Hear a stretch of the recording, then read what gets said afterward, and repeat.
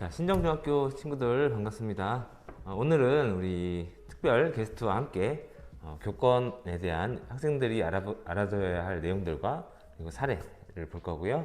간단한 인터뷰 영상을 보면서 대화를 나누는 시간을 가져보려고 합니다. 그럼 우리 특별 게스트 큰 박수로 모셔주시기 바랍니다.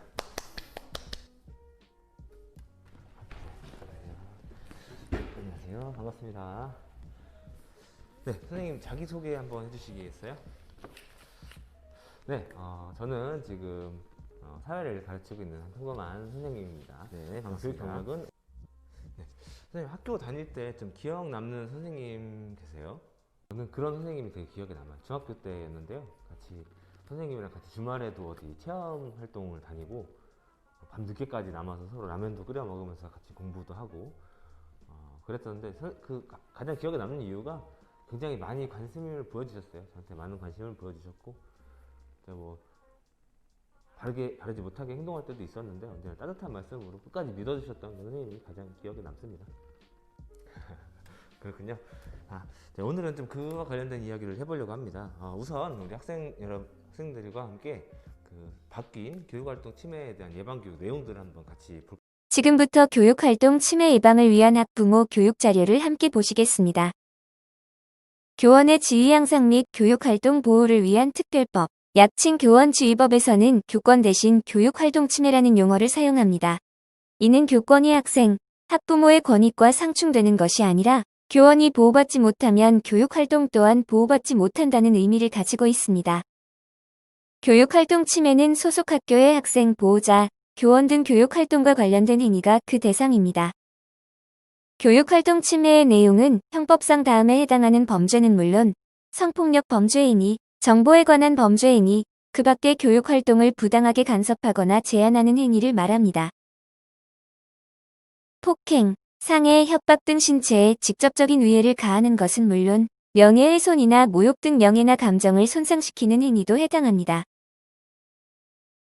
수업 또는 업무 중인 교사의 직무 집행을 방해하는 행위나 오프라인상 성희롱 행위도 처벌 대상에 해당합니다. 개정 교원지휘법에 따른 조치사항으로 1호 내지 7호를 받을 수 있으며 3호 특별교육 이수 또는 심리치료는 학부모 또한 함께 부과받을 수 있는 조치로 교육활동 침해 예방에 대한 학부모의 책무성이 증가하였습니다. 교육활동 침해는 가정, 학교, 사회가 함께 예방해야 할 것으로 학부모와 함께 행복한 학교를 만들기 위한 내용은 다음과 같습니다. 교사는 수업 외에도 전문성 개발, 학교 행사, 교무행정 업무를 수행합니다. 사회가 변화하며 교사의 업무 영역도 점차 확대되고 있으며 학생도 변하고 있어 생활지도 업무의 어려움도 증가하고 있습니다. 다음은 학부모에 의한 교육활동 침해 사례입니다.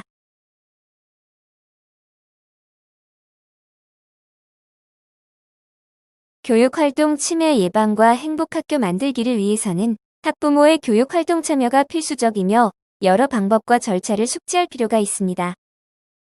학생의 행복이 교사의 행복입니다.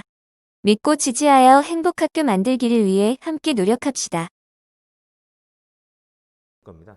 자, 그러면 이제 실제 학교 현장의 목소리를 좀 들어볼 필요가 있을 것 같습니다. 여기 우리 영상 선생님 외에도 영상에 등장한 선생님과 학부모님들의 이야기를 들어보도록 하겠습니다. 영상 함께 보시죠. 교권 침해 사례요. 많이 봤죠. 선생님한테 욕을 하는 거나 무시하는 거는 기본이고 정당하게 수업을 하고 있는데 책상을 엎고 나간다는 거거나 아니면 성적인 비하라든지 그런 내용들, 그리고 심한 경우는 물리적으로 폭력을 가하는 경우도 많이 봤고요. 의자를 집어 던지는 것도 많이 봤고, 제가 경험한 거요.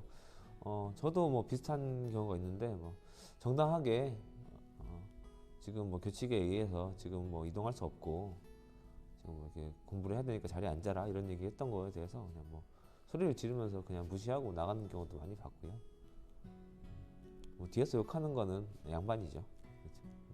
경우에 따라서 학부모가 찾아와서 교무실에서 선생님 머리카락을 채를 쥐어잡고 흔드는 것들도 많이 봤고요. 근데 좀 심각했던 경우도 많았어요. 학부모에 의한 교권 침해 사례요. 그 기본적으로 뭐 민원 같은 경우는 뭐 응대할 수도 있겠지만 그런 경우도 많죠. 가장 많은 게 이제 시도 때도 없이 이제 전화가 오는 거죠. 뭐 예를 들면 퇴근하고 뭐 밤 10시 뭐 11시가 넘어서도 갑자기 뭐 전화가 온다거나 아니면 뭐 밤늦게 술 먹고 전화 올 때도 많이 있었고요. 자식에 대한 책임을 이제 교사에게 전부 다 떠넘기는 그런 경우가 있겠죠. 기본적으로 가정에서 이제 교육이 안 되는 부분들을 학교에까지 넘기면 사실은 학교에서 할 수 있는 게 한계가 있잖아요. 기본적인 수단에 의해서도. 학생들에게 해주고 싶은 말이요. 그런 것 같아요. 어른으로서 지금 학생들이 얼만큼 힘든 환경에서 정신적으로 힘든 환경에서 자라는지를 잘 알고 이해하고 있지만 또 그런 환경을 바꿔주지 못하고 이만큼 자라게 만든 어떤 사회에 어른으로서 미안한 마음은 많이 드는데요. 그리고 또 한편으로는 선생님으로서는 그런 학생들을 지금 바른 길로 갈 수 있게 이렇게 지도를 해야 되는 입장에서 학생들이 이 사회에 대한 분노나 어른에 대한 분노를 선생님한테 이제 풀 때 내가 이 학생들이 언제 지금 봤다고 지금 이런 대우를 받아야 되는가,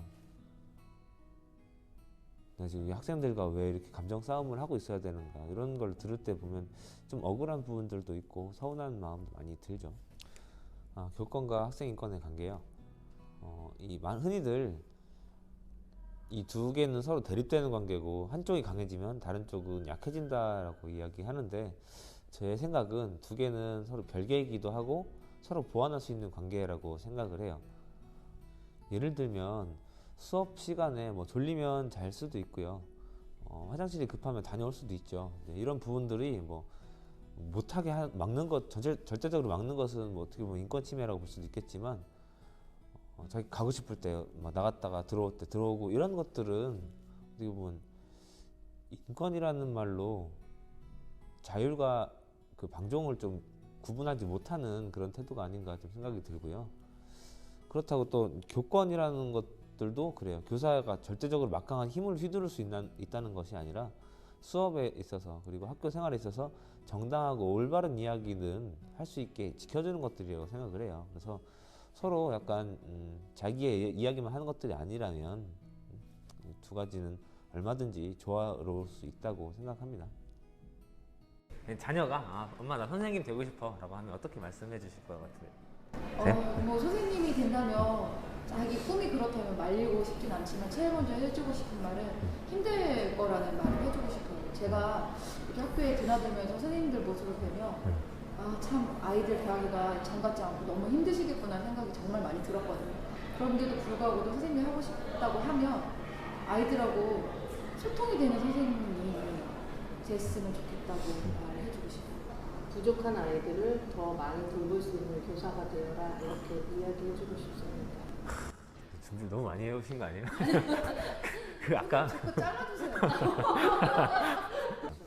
어떤 부분이 다른 일에 비해서 힘들다고 생각하는지. 직접 밖에서 학교를 볼 때는, 선생님들을 볼 때는 정말 방학도 쉬고 막 그러면서 휴가도 길고 막 그런 편한 직업이라고 생각하는데 사실 선생님들 방학 때도 막 안 쉬시잖아요. 못 쉬시잖아요. 일 다 하시고.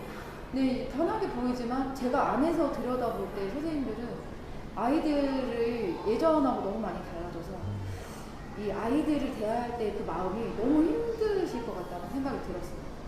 선생님도 누군가의 소중한 자녀분인데 아이들도 존중받고 싶어서 선생님께 어떨 때는 과한 언사도 나가고 과한 말도 나가고 선생님한테 예의 없이 굴 때도 있고, 그런데 선생님은 아이들한테 그럴 수 없잖아요. 그러지 못하잖아요. 그래서 그런 모습을 선생님이 그런 모습을 아이들에게 그런 행동을 받고 있는 모습 볼 때 선생님도 존중받고 싶을 텐데 너무 힘들겠다, 그런 생각이 저는 들었어요. 그럼 이제 좀 본격적으로 이제 교권에 관련돼서 좀 얘기를 좀 해볼 건데요. 이제 교권이라는 딱 단어를 들으면 어떤 느낌이 드세요? 저는 이해받고 싶은 마음, 존중받고 싶은 마음이라는 생각이 들어요. 그거는 선생님만의 권리는 아니라고 생각이 돼요. 교권이 확실히 보장되어 있지 않으면 그 선생님의 수업이 제대로 이루어질 수 없고, 그러면 학생들도 본인의 학습권이 침해당하는 거고, 그리고 학생들의 인권도 보장받을 수 없다고 생각이 들어서 교권은 선생님만의 일은 아니라는 생각이 듭니다. 그래서 요즘에는 이제 교권 침해라는 말보다는 교육활동 침해라는 말로 바꿔서 이 교육활동이 선생님, 학생 모두를 위한 네. 공익이다. 약간 그 저희가 사회적 이렇게 좀 이야기를 하고 있더라고요. 학교에서 그럼 학생이랑 선생님이랑 좀 어떻게 지냈으면 좋겠는지 학부모로서 약간 여기 두 개가 좀 이렇게 상충된다고 했을 때 어떻게 지내면 마음의 좋을까요? 바람으로는 학교 밖에서 학교 안에 바라는 게 너무 많은 것 같아요. 그러니까 그냥 최소한에만 바라자면, 그런 다른 많은 것들이 있겠지만 바라자면 그냥 편한 선생님과 제자가 어렵지 않고 편한 관계. 저는 서로 존중하는 관계였으면 좋겠다고 생각이 듭니다. 학생도 선생님을 선생님으로서 존중해서 대하고, 마찬가지로 선생님도 학생을 존중하는 마음으로 대한다면 학생도 선생님에게 예를 들어 교육활동 침해나 이런 부분이 많이 줄어들 거라고 생각이 듭니다. 맞아요. 좀 서로 약간 반성을 하자면 선생님들도 막 대하는 예전처럼 이렇게 학생들은 약간 어리니까 막 이렇게 무시하고 이렇게 해도 돼, 이런 부분들도 많이 있는 것 같아요. 그런 부분들을 참 되게 볼 때마다 미안하기도 하고, 저도 그런 게 없었나 되게 반성을 하게 되고, 그런 부분 나와서 사실 좀 공통적으로 보다 보면 이제 얘기하다 보니까 학교가 정말 관계가 되게 중요한 네. 곳이 돼버렸네요. 예전처럼 뭐 지식이나 이런 걸 배우는 것보다. 그렇죠? 학교 선생님들에게 이제 한마디 이렇게 좀 바라는 점. 지식만 전달하고 형식적으로 아이들을 선도하고 교육하고 하는 게 아니라 소통하면서 좀 내가 좀 힘들더라도 사제지간이란 말 있잖아요. 그렇게 동행하면서 갔으면 좋겠다는 생각. 저는 학생을 하나의 인격체로 존중을 해주셨으면 좋겠습니다. 이제 마지막 질문인데요. 이제 그냥 그 부모로서 우리 아이들한테 그냥 해주고 싶은 얘기, 그냥 엄마로서 애들한테 한마디. 선생님도 상처를 받으실 수 있고, 또 기분이 나쁘실 때도 있고, 화가 나실 때도 있는 그런 똑같은 우리와 같은 사람이기 때문에, 그리고 중학교 시절은 평생에서 다시는 돌아오지 못하고 또 학생 때만이 누릴 수 있는 특권들이 있거든요. 얘들아, 선생님 말 좀 잘 들어라. 오늘 뭐 어려운 시간 내서 예, 급하게 마무리하지만 뭐 좋은 말씀 해주셔서 너무 감사하고요. 앞으로 이런 부분들을 잘 반영해서 아이들 좀 좋은 학교 분위기 좀 만들어 가는데 좀 노력하도록 하겠습니다. 그래서 학생들이랑 집에서도 더 이렇게 친근한 어머니로 좋은 학부모님 이렇게 남아주시면 좋을 것 같고요. 오늘 인터뷰 해주셔서 감사합니다. 네, 선생님 어떤 부분에서 그렇게 좀 인상 깊으셨는지, 눈물이 나으셨는지 좀 들어봐도 될까요? 잠시만요. 눈물 좀 닦고요. 네, 되게 공감이 갔던 부분들은 저도 이 영상에 나오는 선생님처럼 이런 경험을 한 적이 있었어요. 그리고 옆에서 지켜본 경우도 많았고요. 그리고 이 영상에 나오셨던 학부모님이 특히 우리 아이는 다시 하면 못 시킬 것 같다, 이런 부분들을, 그리고 자식 걱정하는 부분들은 저희 어머님, 아버님께도 많이 들었던 이야기라서 굉장히 공감되는 부분들이 많은 영상이었던 것 같습니다.